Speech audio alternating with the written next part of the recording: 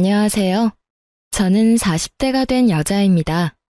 앞자리도 바뀌고 하니 요즘 이런저런 생각이 많아지며 갑갑했던 결혼 생활이 떠오르곤 하네요. 다 잊었다 싶었는데 문득문득 떠오르는 그때의 기억은 어쩔 수가 없나 봐요. 이제는 정말 털어내고 싶어 사연을 쓰게 되었어요. 함께 해주시겠어요? 저는 평소 책을 읽는 것을 좋아해 독서 모임에 나가게 되었어요. 서로 감명 깊게 읽은 책을 교환하여 읽고 이런저런 이야기도 나눌 수 있는 모임이었죠. 남편 역시 그 모임에 나오는 남자 중 한 명이었고 늘 웃는 얼굴에 대화까지 잘 통하는 사람이라 호감이 가더라고요. 그렇게 마음이 깊어지고 남편 역시 저를 좋게 보고 있었는지 만나보지 않겠냐고 하더군요. 저의 승낙으로 저흰 연인 사이가 되었고 연애하는 내내 참 좋았습니다. 남편의 다정함, 배려심 깊은 모습, 다 좋았지만 무엇보다 저의 의견에 귀 기울여주고 제 뜻을 존중해주는 남편의 모습이 가장 좋았어요. 저흰 그 흔한 감정 싸움 한 번도 하지 않고 결혼까지 하게 되었죠. 순탄한 결혼이었어요. 결혼 준비를 할 당시 남편과 전 간소하게 하고 싶었는데 둘 다 외동이라 내심 걱정이 되더라고요. 아무래도 양가 부모님께서 바라는 게 많진 않을까 하고요. 하지만 상견례 자리에서 양가 부모님께선 저희의 의견을 존중하신다며 다 생략해도 된다고 말씀해 주셨고 그때부턴 일사천리로 진행되었던 것 같아요. 좀 걸렸던 것이 있다면 시모의 말투였는데요. 좀 강압적이라고 해야 할까? 명령조가 입에 붙었다고 해야 할까? 하여튼 그런 말투가 마음에 걸리긴 했지만 그 강압이 저를 향하는 것도 아니고 그저 말투가 그런 것이기에 대수롭지 않게 생각하고 그냥 결혼하게 되었어요. 그렇게 행복한 신혼이 지나고 남편에게서 큰 문제점이 보이기 시작했어요. 결혼을 하기 전에 배려가 넘치고 제 의견을 적극 수용해주는 사람이라고 생각했는데 막상 결혼해서 살다 보니 그게 아니더군요. 남편은 제 의견을 적극 수용해주는 것이 아니라 그냥 의견 자체가 없는 사람이더라고요. 처음엔 그냥 그런 사람도 있고 이런 사람도 있다고 생각하며 잘 지내보려고 했어요. 큰 단점이 아니라고 생각했으니까요. 그런데요, 의견이 없는 사람과 산다는 것, 그건 생각보다 더 고된 일이었습니다. 여보, 그러면 우리 적금 만기된 거 어떻게 했으면 좋겠어? 투자했으면 좋겠어? 아니면 다시 적금으로 묶어뒀으면 좋겠어? 그게 당신은 어떻게 했으면 좋겠어? 글쎄, 나도 고민스러워서 당신한테 물은 건데 일단 이건 좀 더 고민해보자. 그리고 이번에 어머님 생신 땐 어떻게 하면 좋을까? 어머님이 편한 대로 하라고 하긴 했는데 그래도 집에서 모시면 더 좋아하시겠지? 아닌가? 혹시 드시고 싶으신 게 따로 있는 건가? 당신 어머님한테 따로 뭐 들은 말 같은 거 없어? 뭔가 드시고 싶다든지 필요하다든지 그런 이야기 말이야. 엄마가 편한 대로 하라고 했으면 외식해도 될 것 같긴 한데. 아닌가? 집에서 먹는 게 더 좋은가? 나도 따로 들은 이야기가 없어서 잘 모르겠네. 당신 편한 대로 해. 늘 이런 식이었어요. 제가 편한 대로 하는 것도 한두 번이죠. 기계랑 대화하는 것도 아니고 늘 같은 대답만 하니 정말 답답하더라고요. 시간이 지나니 같은 말만 답하던 남편은 저에게 자신의 사소한 것 하나까지 묻기 시작하더군요. 여보, 나 차 고장나서 수리 맡겼거든?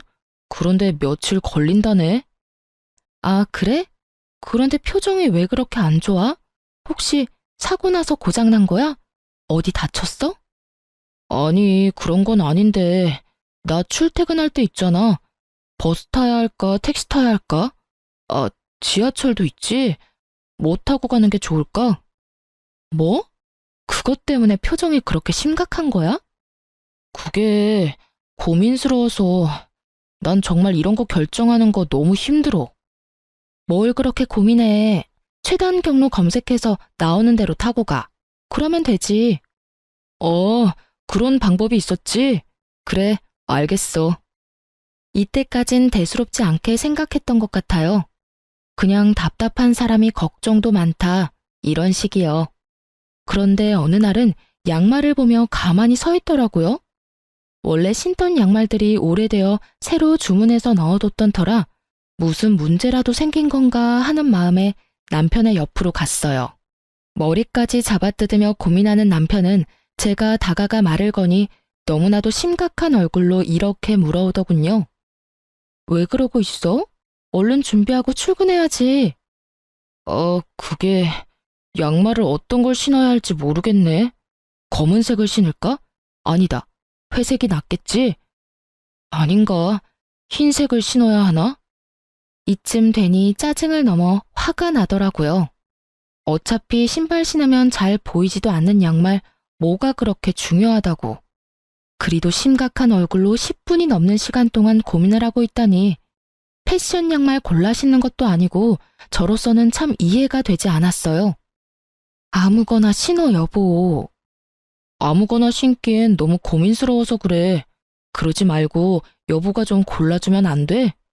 여보가 무슨 유치원생도 아니고 이런 것까지 내가 골라줘야 해? 그냥 손 집히는 대로 신으면 되잖아. 양말통에 양말이 무슨 무지개 색깔로 있는 것도 아니고 내가 당신 편하라고 3가지 색깔만 넣어뒀잖아. 제발 그냥 딱 보이는 거 신어. 응? 그게 난 어려운 걸 어떻게 해. 그럼 이때까진 어떻게 골라 신었어? 장가 오기 전까진 어떻게 골라 신었는데? 엄마가 다 골라줬지, 장가 오기 전엔. 엄마가 그날 입을 옷이랑 양말까지 다 챙겨줘서 이런 고민을 할 필요가 없었단 말이야. 엄마는 하나부터 10까지 알아서 다 해줬는데 당신은 왜 안 해줘? 뭐? 지금 양말 안 골라주는 내가 이상하다는 거야? 이상하다는 것까진 아닌데 좀 도와줬으면 좋겠다 이 말이지. 엄마가 알아서 다 챙겨줄 땐 편했는데. 엄마한테 골라달라고 하면 되겠다. 왜 그 생각을 못했지? 이러면서 시모에게 영상통화를 거는데 정말 이건 아니다 싶더군요. 더 황당한 건 그런 상황을 시모는 자연스럽게 받아들이고 진지하게 양말을 골라주고 있다는 점이었어요. 아니, 검은색, 회색, 흰색에서 고를 게 뭐 있다고 고르나요? 그것도 그렇게 진지하게요. 거기에다가 1~2살 먹은 어린애도 아니고 득달같이 영통까지 걸어 물어보는 남편이나 그걸 또 자연스럽게 골라주고 있는 시모나. 뭐 하는 짓인지 모르겠더라고요. 제가 황당함에 얼이 빠진 사이 전화를 끊은 남편은 뭐가 그리 신이 나는지 웃고 있었고 그런 남편의 모습이 더욱 이해되지 않았어요. 아니 여보, 지금이 몇 시인 줄은 알아? 7시 조금 넘었어. 당신 생각이 있어 없어? 꼭 이 아침부터 전화해서 그런 걸 물어야 해? 그럼 어떻게 해? 당신은 골라주지도 않고 짜증만 냈잖아. 나도 당신한테 묻는 거 짜증나고 스트레스 받는다고. 그래서 앞으로도 이렇게 어머님한테 전화해서 묻겠다는 말이야? 왜 진작 이 생각을 못했나 모르겠어. 결혼하기 전에도 엄마 말대로 해서 편했고 손해본 적도 없었어. 새삼 우리 엄마 정말 대단하다. 그렇지? 난 여보가 새삼 대단해. 당신이 마마보이야? 어떻게 하나부터 10까지 어머님한테 다 묻고 살겠다는 거야? 그것도 결혼까지 한 사람이. 당신은 한 집안의 가장이야. 알고는 있어? 마마보이라니. 당신 말이 좀 심한 거 아니야? 난 그저 고민하느라 흘려보내는 시간도 아깝고 거기에서 오는 스트레스도 싫을 뿐이야. 엄마한테 묻기만 하고 엄마가 시키는 대로만 하면 뭐든 다 좋아지는데 그게 왜 마마보이야? 이건 당연하고 합리적인 선택이라고 하는 거야. 알겠어? 앞으로는 당신 대신 엄마한테 물을 테니 그런 줄 알아. 사실 내가 엄마하고 상의해서 결정하면 당신이 더 편하고 좋은 거 아니야? 하여튼 나 출근해. 저녁에 봐. 이렇게 말한 남편은 시모와 5분의 통화로 결정된 검은색 양말을 신고 출근을 하더군요. 그제서야 알겠더군요. 남편은 지독한 결정장애도 문제이지만 그것보다 더 충격적인 문제는 심각한 마마보이라는 것을요. 한번 영상통화에 포문을 연 남편은 틈만 나면 시모에게 전화를 하기 시작하더라고요. 그저 양말이나 옷을 골라달라는 전화들이었으면 제가 이곳에 사연까지 쓸 일은 없었겠죠. 아니, 애초에 이혼까지 하진 않았을 겁니다. 남편은 저와 일어나는 크고 작은 일까지 의견을 묻는다는 명목하에 다 알리기 시작하더군요. 친정 아빠의 생신이라 당연히 참석해야 하는 자리에 사회가 가도 괜찮냐고 묻지를 않나 친구 결혼식에 가려고 하는데 축의금은 얼마를 해야 하며 식사는 하고 올지 답례품을 챙겨올지도 묻더군요. 어떤 날은 저녁에 된장찌개를 먹을까 김치찌개를 먹을까로 고민하길래 답답해서 된장찌개를 끓였더니 글쎄 그것도 시모에게 전화로 보고를 하더라고요. 엄마, 오늘 난 김치찌개가 먹고 싶었거든? 그런데 집사람은 된장찌개를 끓였지 뭐야? 이럴 땐 어떻게 해야 해? 그럴 땐 김치찌개를 먹고 싶다고 하고 새로 끓여달라고 하면 돼. 먹고 싶은 건 먹고 살아야지. 들었지? 나 김치찌개 먹고 싶어. 다시 끓여줘. 제 심정이 어땠을지 상상이 되시나요? 정말 보글보글 끓고 있는 된장 뚝배기로 남편 휴대전화를 부숴버리고 싶은 심정이었어요. 남편은 서서히 자신의 문제를 넘어 부부 사이의 문제까지도 시모에게 묻고 시모가 시키는 대로 하기 시작했고 당연히 저와 남편은 싸움이 잦아지게 되었어요. 일이 그렇게 되니 전 당연히 시모의 미움을 한몸에 받게 되었고 처음엔 남편을 통해 저에게 말을 전하던 시모는 어느 순간부턴 남편과의 전화를 끊어버리고 저에게 바로 전화를 걸어 훈수질을 하기 시작하더라고요. 아가, 너 요즘 우리 아들한테 잔소리를 그렇게 한다면서? 집안에서 여자 목소리가 너무 커도 좋지 않은 법이다. 나 봐라, 얼마나 내조를 잘하니? 날 보고 좀 배우렴.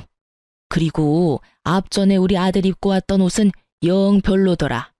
그거 버리고 베이지 계열 옷 사다 입혀. 우리 아들은 그런 색 입히는 게 잘 받아. 알겠니? 이런 식으로요. 저에게 할 말을 어디 메모라도 해놨다가 몰아붙이는 것도 아니고 2, 3일에 한 번씩 전화가 와서 다다다 자기 할 말만 하고 끊어버리는데 정말 이건 아니다 싶더라고요. 아주 시댁의 시자만 들어도 치가 떨리는 상황인데 참고 있던 저의 인내심을 뚝 끊어버리는 일이 일어나고야 말았습니다. 그날도 다른 날과 마찬가지로 퇴근을 하고 기쁜 마음으로 집으로 돌아왔어요.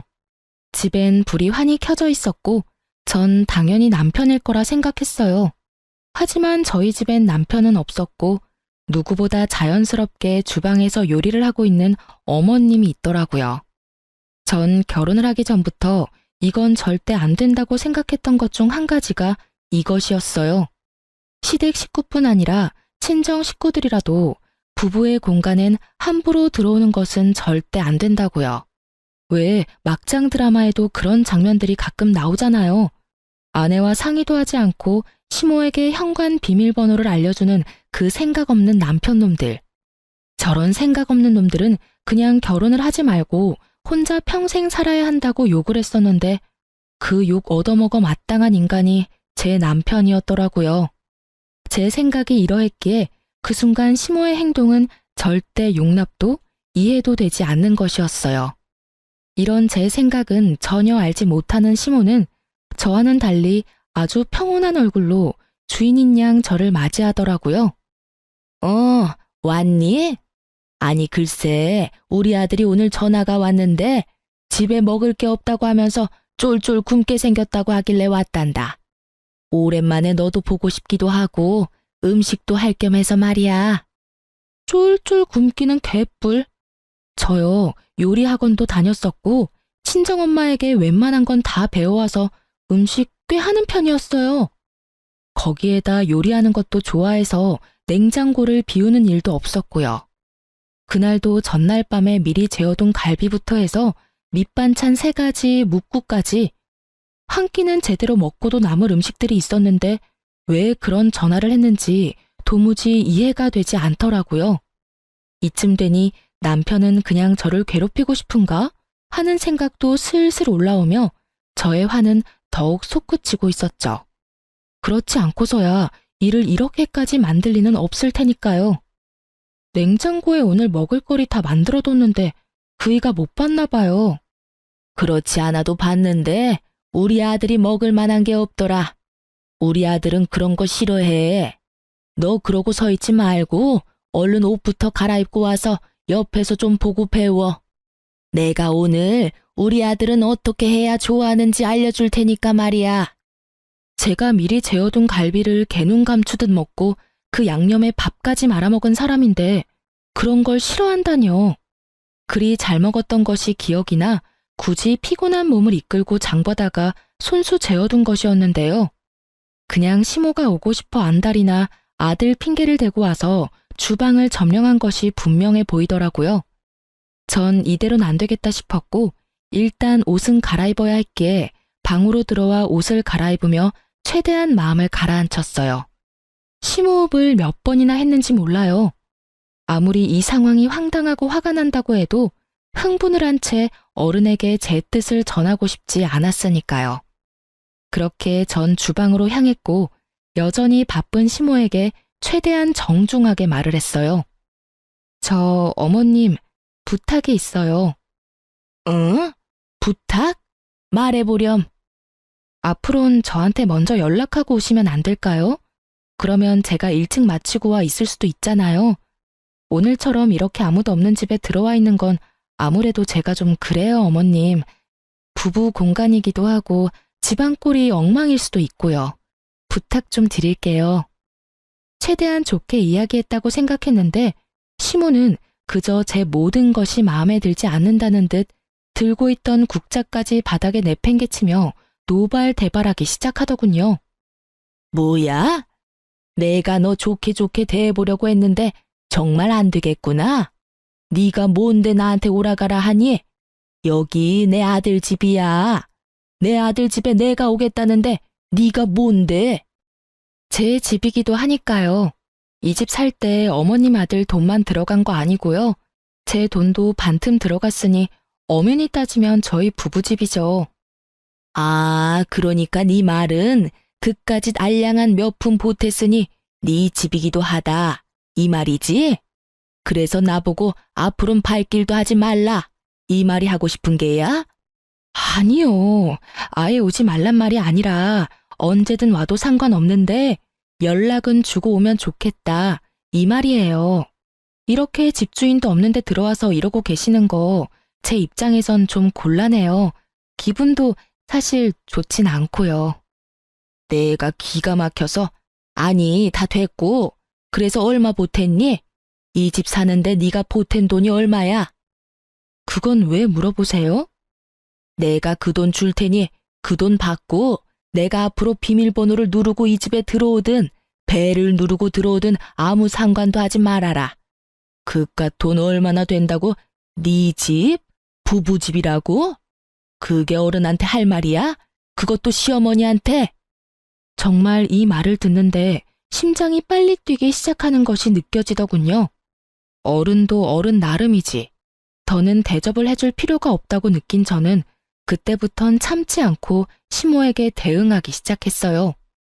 아니요, 그럴 필요까진 없고요. 제가 남편이 보탠 돈 돌려줄 테니 앞으론 이 집에 발길도 하지 마세요. 그렇게 되면 서로 얼굴 붉힐 일도 없고 좋을 것 같네요. 시모 입장에선 제 말이 심하다고 느껴질 수도 있다고 생각하기는 합니다. 하지만 애초에 처음부터 제가 나쁘게 말한 것도 아니었고 좋게 이야기했음에도 불구하고 말이 통하지 않으니 좋게 이야기할 필요가 없다는 생각이 들더라고요. 그리고 다툼이 생기더라도 이참에 확실히 해놓지 않으면 앞으로 살면서 계속 이 문제로 크고 작은 언쟁이 오갈 것이 분명했기에 좀 강하게 나갔던 것 같아요. 시모는 이런 상황은 예상도 하지 못했는지 표정이 확 바뀌기 시작하더니 그때부턴 마구잡이 폭언이 시작되더라고요. 이 미친 것이 뭐야? 뚫린 입으로 한다는 말이 뭐? 발길도 하지 말아달라고? 오냐오냐 했더니 인연이 시댁 무서운지 모르고 말짓거리지? 너 오늘 잘 걸렸다. 오늘 내가 너 그 썩어 빠진 정신머리 확 뜯어 고쳐주마. 꿇어. 얼른 무릎 꿇고 돈이 발휘될 때까지 빌어. 얼른. 제가 왜요? 제가 뭘 잘못해서 무릎까지 꿇어야 하나요? 전 절대 무릎 꿇을 생각도 손이 발휘될 때까지 빌 생각도 없어요. 아니, 애초에 잘못은 어머님이 하셨잖아요. 요즘 아무리 자식 집이라고 해도 아무도 없는 집에 이렇게 막무가내로 들어오는 부모님들이 어디 있어요. 저희 친정 부모님들은요, 사위 불편할까 싶어서 집에 찾아오지도 않으시고, 친정으로 부를 때도 사위 일정 2번, 3번씩 물어보시고, 컨디션 체크까지 해서 부르세요.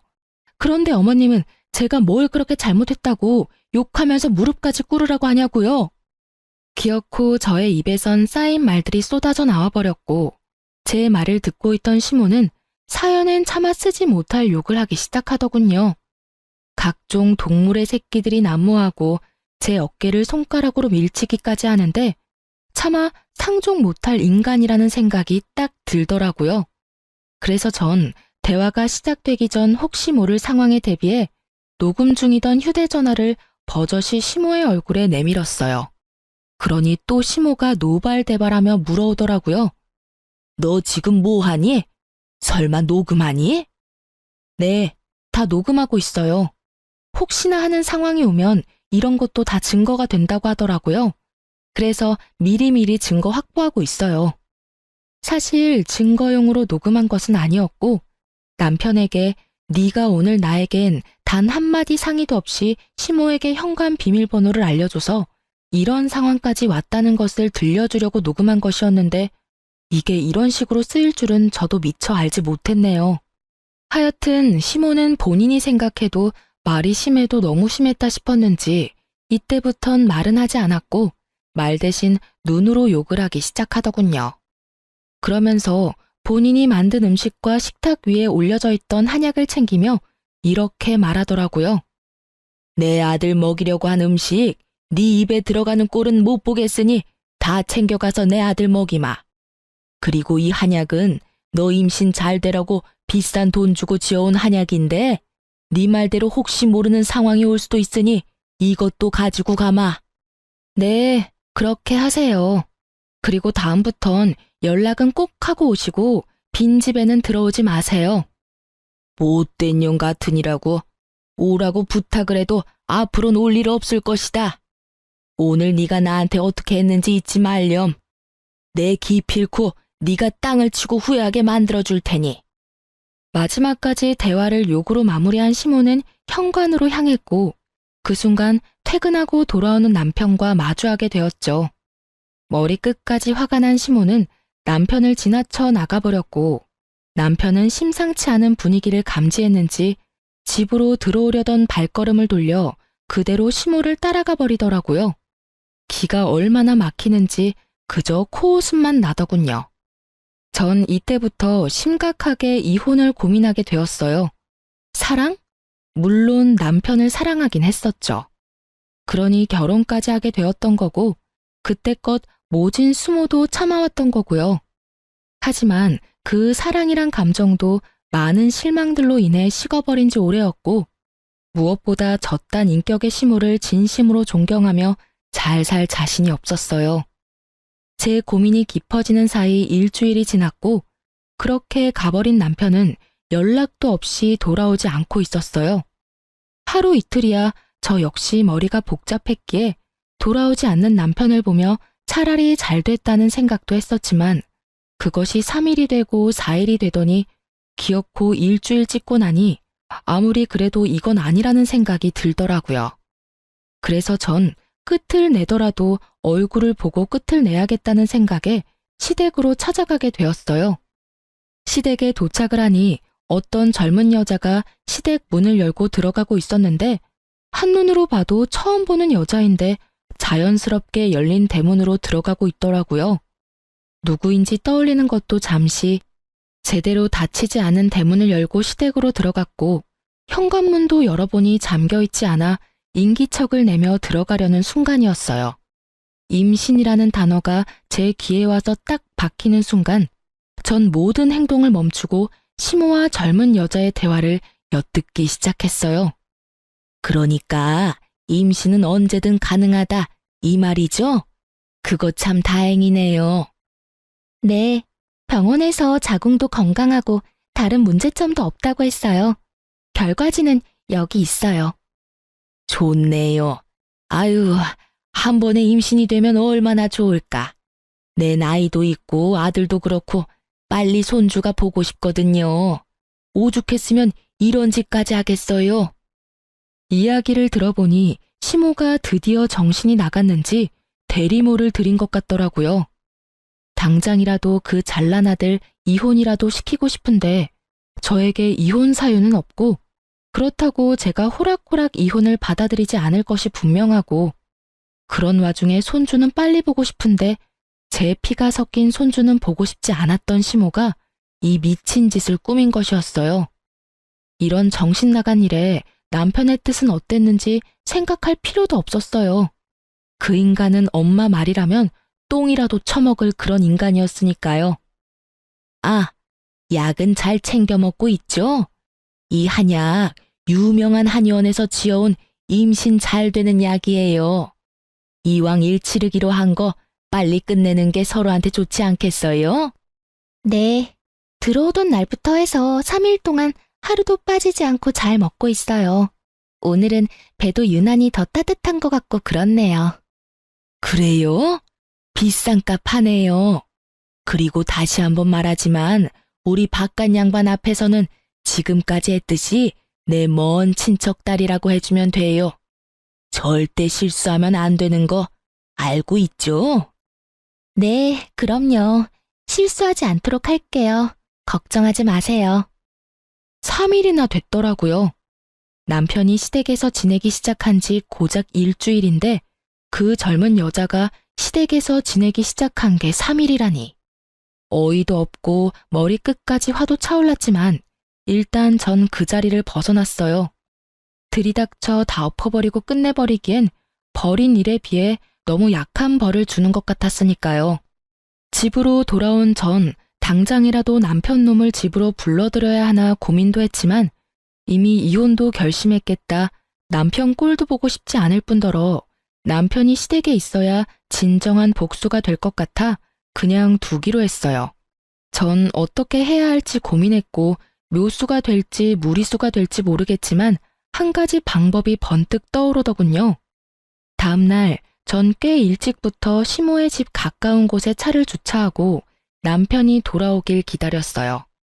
아무래도 저녁엔 시부도 집에 있을 것이고 일이 일어난다면 낮일 거란 생각에 일찍 서두른 것인데 아니나 다를까 점심시간이 지나자 반차라도 쓴 것인지 남편 놈이 모습을 드러내더라고요. 저는 숨죽여 시댁을 주시했고 뒤이어 시모가 나오는 모습을 보고 확신에 차 경찰에 대리모를 고용해 불법적인 행위가 일어나는 곳이 있다며 신고를 했습니다. 여러모로 고생이 많으신 경찰관분들은 정말 총알같이 출동을 해주셨고 저는 경찰관들을 대동하고선 시댁을 들이닥쳤어요. 남편이 집에 두고 간 시댁집 열쇠를 챙겨온 덕에 벨 따윈 누를 필요도 없이 그야말로 현장 급습을 하게 된 것이었죠. 갑작스럽게 들이닥친 저와 경찰관을 본 남편과 여자는 크게 당황을 하더라고요. 다행인지 불행인지 너무 빨리 들이닥치는 바람에 일을 치르기 전이었지만 그 정황들이 어떤 상황인지 모두 알려주고 있었죠. 여자는 당황스러운지 방으로 숨어 나오지 않았고 남편은 거실로 나와 아무 말도 못하고 저와 경찰분들의 눈치만 살피며 시모에게 연락을 하고 있더라고요. 뭐 당연한 일이라고 생각했네요. 저 생각이라고 없는 놈이 이 상황에서 무슨 말을 해낼 수 있겠어요? 시모는 근처에서 대기하고 있었는지 빨리도 돌아왔고 오면서 변명거리라도 생각했는지 신발을 벗기도 전에 말을 쏟아내고 있더라고요. 대리모라니 말도 안 돼요. 저 애는 우리 아들이랑 지금 만나고 있는 애라고요. 에? 유부남 아닌가요? 여기 이분이 부인이라고 하던데요. 유부남 맞아요. 맞긴 한데 곧 이혼할 예정이라 별거 중이었어요.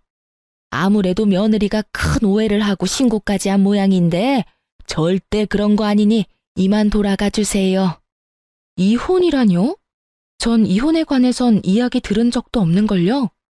다툰 건 남편이 아니라 어머님이랑 다퉜고 집 나간 남편이 일주일째 집에는 오지도 않고 시댁에 있었던 건 맞는데 이혼 이야기는 한 적도 없어요. 상반되는 주장에 경찰관은 이러지도 저러지도 못하는 상황이 되어버렸어요.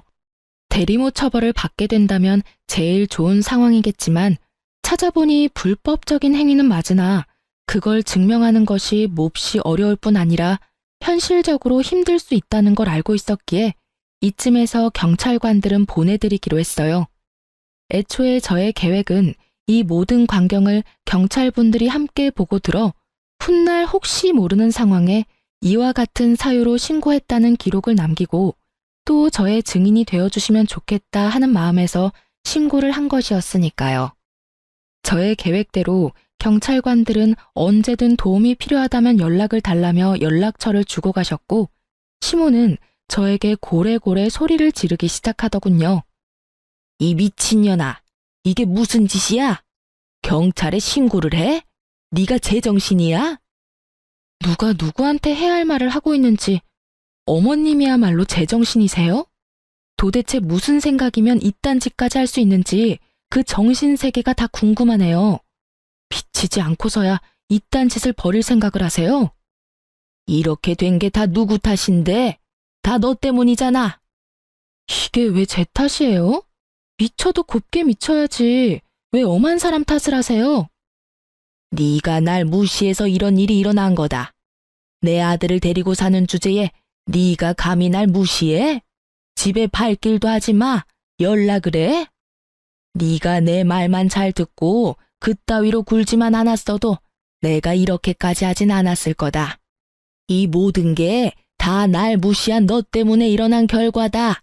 이 말이야. 알겠니?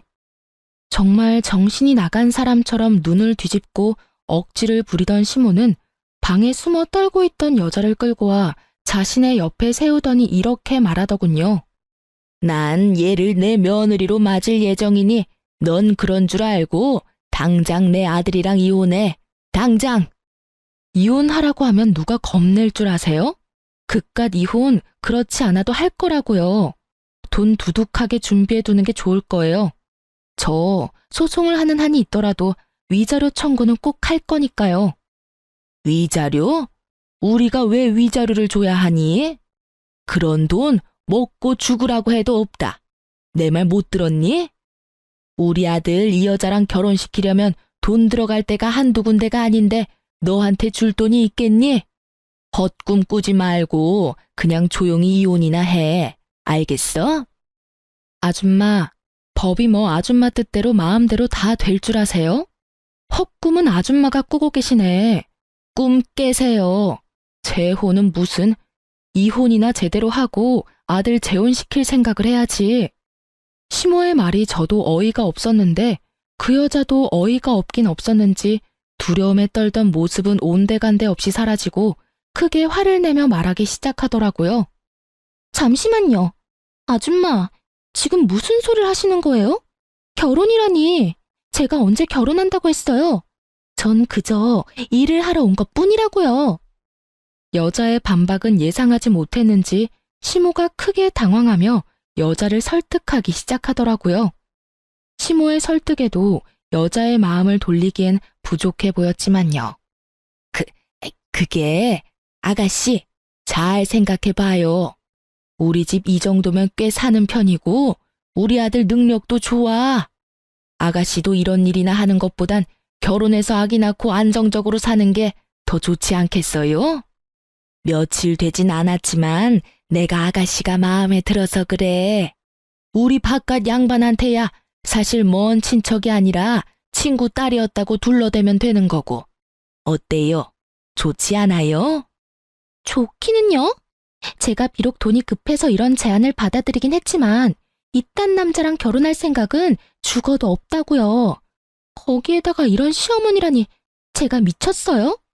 그리고 유부남이라니 이혼남이라고 했잖아요. 이혼했는데 자녀는 꼭 보고 싶어서 어쩔 수 없이 이런 방법까지 찾게 됐다면서 그래놓고선 기막혀서 정말. 저 그만둘게요. 어차피 그 한약만 먹었다 뿐이지 일은 시작도 못했고 돈도 못 받았으니까 없던 걸로 치자고요.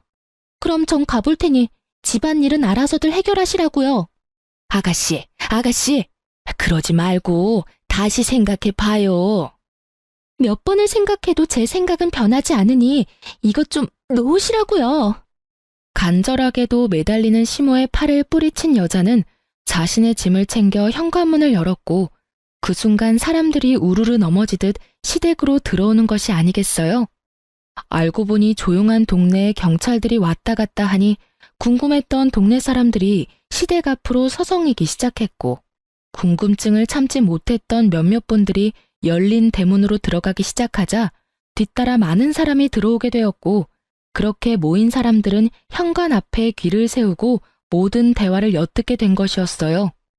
동네에서 온갖 고상한 척은 혼자 다 하며 시모 홀로 저 세상 우아한 척은 다 하고 다닌 것을 아는 저로서는 참 눈물나게 웃긴 상황이었지만 시모에겐 그만큼 치욕스러운 일이 없는지 얼굴이 홍당무처럼 붉어졌더라고요.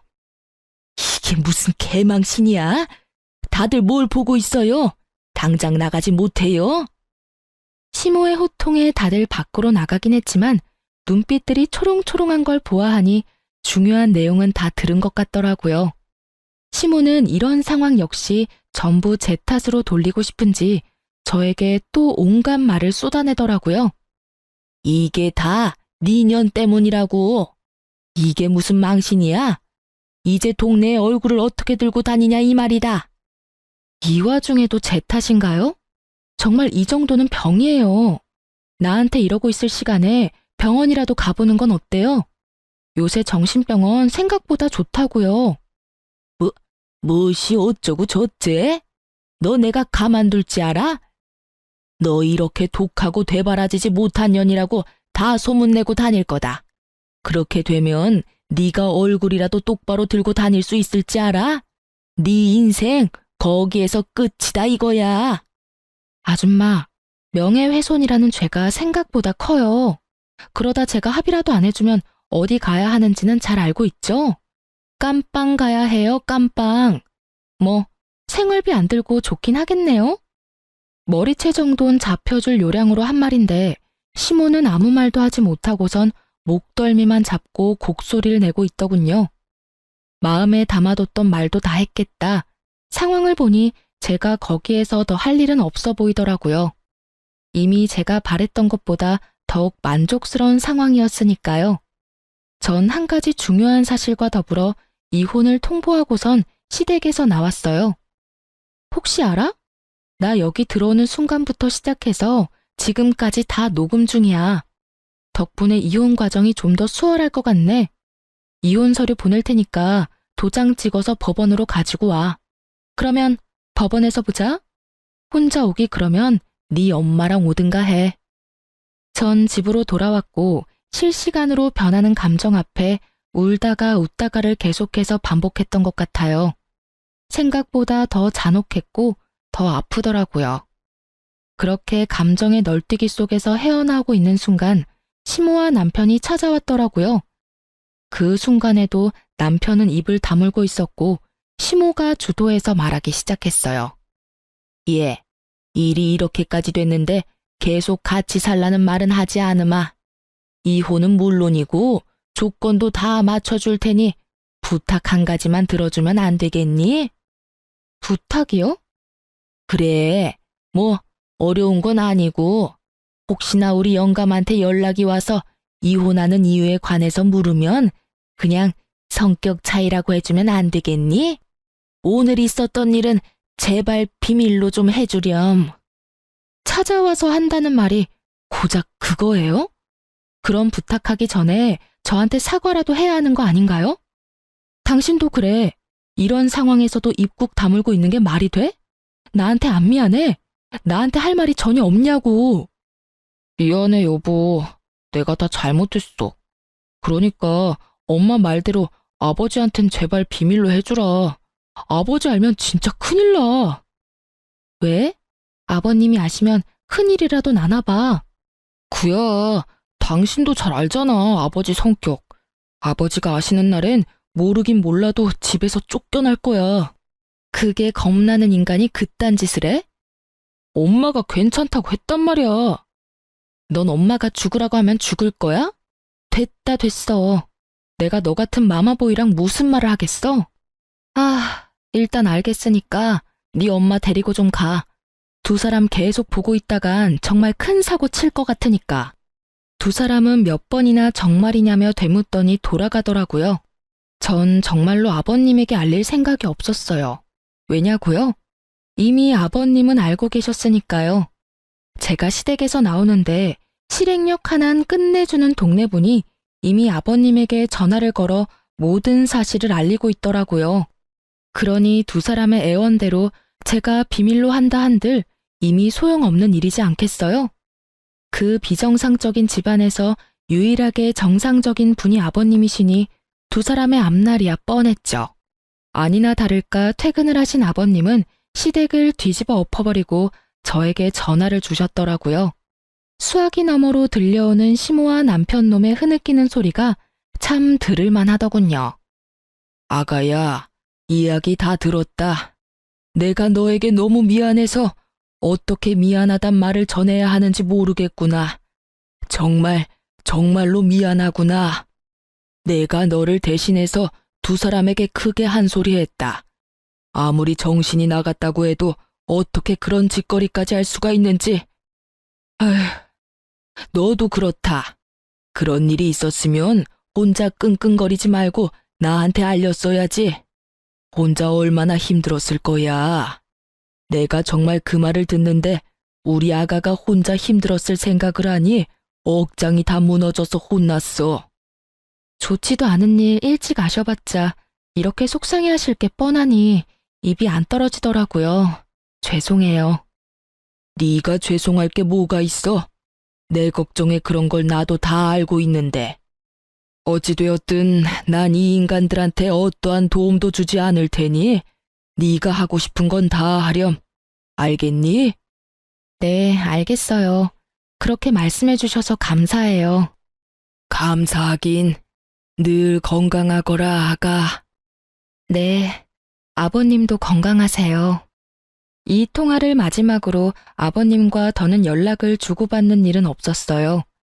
전 변호사를 선임했고 제가 가지고 있던 모든 증거를 넘겨드렸죠. 이혼 소송과 함께 시모를 상대로 한 위자료 청구 소송도 진행하게 되었고 전 승소하게 되었어요. 결정적으로 승소를 하게 된 건 당시 현장에 출동했던 경찰관 두 분의 증언과 출동 기록 때문이었는데요. 어쨌든 전 성공적으로 이혼을 했고 위자료도 생각보다 더 많이 받을 수 있었네요.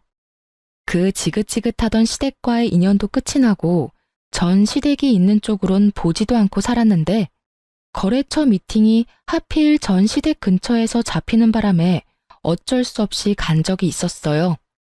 약속 장소 근처에 주차하고 전 시댁 앞을 지나는데 저를 알아본 몇몇 주민분들이 저에게 전 시댁의 소식을 알려주고 싶으신지 큰 소리로 대화를 하기 시작하더라고요. 아니, 글쎄 그 이야기 들었어? 무슨 이야기? 저 집에 경찰 왔다 가고 난 뒤에 아주 집안이 풍비박산이 났잖아, 왜? 아, 그래? 그 집 아들 이혼하고 집에서도 쫓겨났다지 아마? 그딴 짓을 했는데 집에서만 쫓겨났겠어? 회사도 잘렸다던데. 마침 마트 집 딸이 저 집 아들이랑 같은 회사를 다녔지 뭐야. 바람이라고 하든 사랑이라고 하든 엄연한 범죄인데 회사에도 소문이 쫙 돌아서 결국 잘렸다고 하더라니까. 그거 참 꼴 좋다고 생각하며 걸음을 서두르려는데 아직 남은 이야기가 있는지 저를 따라오며 대화를 하시더라고요. 그런데 아들은 그렇다 치고 그 옆에 내는 왜 안 보여? 에? 몰랐어? 그 옆에 내도 집에서 쫓겨났잖아. 집안을 풍비박산을 내놨는데 안 쫓겨나고 배겨? 온 동네를 누비고 다니면서 온갖 고상한 척은 혼자 다 하더니 결국 이혼당하고 집에서 쫓겨나고. 그러게 장가가면 내 아들 아니다 하고 살아야지. 요즘 시댁이 옛날 시댁이랑 같나? 하여튼 이혼당하고 쫓겨날 때도 얼마 받지도 못했다고 하더라고. 그 나이에 쥐꼬리만한 돈 받아서 쫓겨났으니 노년 참 고달프게 생겼어. 어머, 그래서 요즘 안 보였나 보네. 난 또 창피해서 밖에 안 나오는 건 줄 알았지. 그 옆편 내 얼굴에 철판이 얼마나 두꺼운데 그런 일이 있었다고 집에 처박혀 있겠어? 아마 모르긴 몰라도 이혼 안 당했으면 아무 일도 없었다는 듯이 온갖 고상한 척은 다 하면서 다녔을 거야. 그 꼴 안 봐도 돼서 얼마나 다행인지. 아, 그리고 들어보니까 끼고 살던 아들이랑 나란히 쫓겨나서 다른 동네에서 월세방 얻어서 살고 있다고 하더라고. 제가 알기론 전 시댁에 재산이 조금 있기도 했고 아버님이 일도 꾸준히 하셔서 두 사람 다 돈 걱정 한번 해보는 일 없이 살았던 걸로 알고 있는데 이야기를 들어보니 노후가 꽤 볼만하겠더라고요. 그나마 모았던 전 시모의 비상금도 위자료로 저에게 다 준 것으로 알고 전 남편 역시 남은 돈이 얼마 없는 것으로 알고 있으니까요. 거기에다 직장까지 잃었으니 절망스럽겠네요. 아, 아닌가요? 직장에서 결정하느라 스트레스 받을 일이 사라졌으니 더 좋을 수도 있겠네요. 거기에다 뭐든 다 챙겨주고 결정해주는 전 시모가 옆에 있으니 어쩌면 더 행복할 수도 있겠네요. 통쾌한 소식을 전해주신 동네분은 하고 싶었던 말을 다 하셨는지 더는 저를 뒤따르지 않으시더라고요. 속으로 감사의 마음을 전했습니다. 덕분에 그 인간들의 통쾌한 결말을 알게 되었으니까요. 요즘엔 전 진급을 앞두고 있어서 바쁘게 보내고 있어요. 그 끔찍한 마마보이와 이혼을 한 지도 벌써 5년이란 세월이 흘러갔네요. 이렇게 보니 새삼 시간이 참 빠른 거 있죠? 그 사이 전 좋은 사람을 만나 연애를 하고 있어요. 남자친구는 평범한 직장인인데 직장뿐 아니라 다 평범하기 그지없는 평범한 사람인데 저에 대한 애정만큼은 평범하지 않은 그런 남자예요. 남자친구를 사랑하긴 하지만 한번 실패한 경험이 있어서 그런지 결혼 생각이 쉽사리 들진 않네요. 이런 저의 마음을 남자친구도 아는지 조급하게 생각하지 않는다며 기다려준다고 하고요. 뭐 이렇게 연애만 해도 좋다고 하니 일단 지금 이 순간을 즐기며 2번 실패하는 일은 없도록 신중하게 고민해 보려고요. 이로써 저의 사연은 끝이 났네요. 어떠셨을지 모르겠어요. 전 다른 분들 사연을 들을 때 함께 욕도 하고 통쾌해하며 사연을 듣곤 했었는데 여러분도 그러셨나요? 어쨌든 저의 긴 사연 들어주셔서 감사합니다. 좋은 하루 되세요.